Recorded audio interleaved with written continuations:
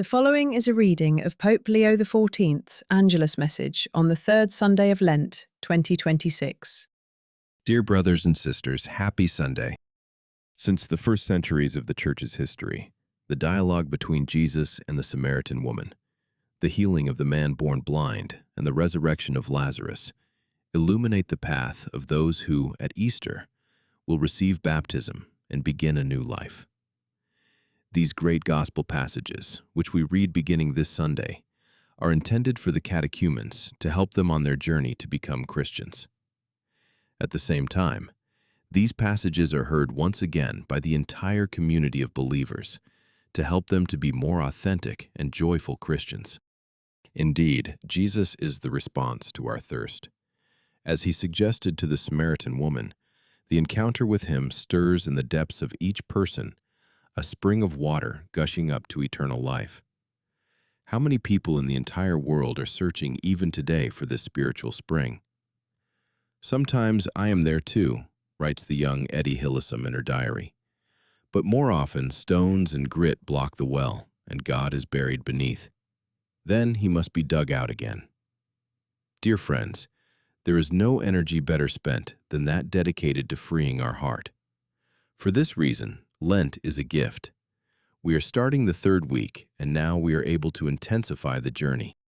It is also written in the Gospel that his disciples came, and they were astonished that he was speaking with a woman.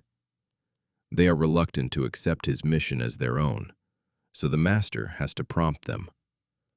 Do you not say, 4 months more, then comes the harvest?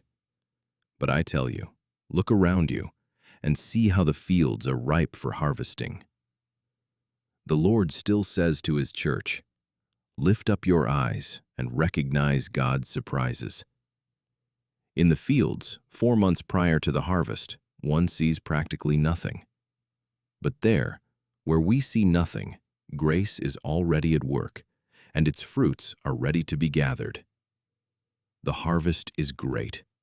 Perhaps the workers are few because they are distracted by other activities. Jesus, on the other hand, is attentive.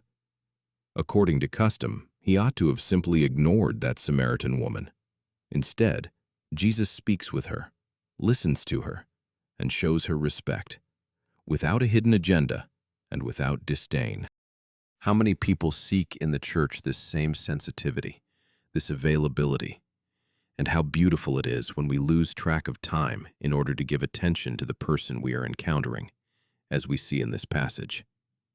Jesus was so spiritually nourished by God's desire to reach people on the deepest levels that he even forgot to eat. Thus, the Samaritan woman becomes the first of many female evangelizers. Because of her testimony, many from her village of despised and rejected people came to meet Jesus, and also in them faith bubbled forth like pure water. Sisters and brothers, today let us ask Mary, Mother of the Church, to be able to serve, with Jesus and like Jesus, those men and women thirsting for truth and justice. This is not the time for opposition between one church and another, between us and them. Those who worship God seek to be men and women of peace, who worship him in spirit and in truth. Thank you for listening. Be sure to like, share, and subscribe. Papal Archives in pure audio. Papa!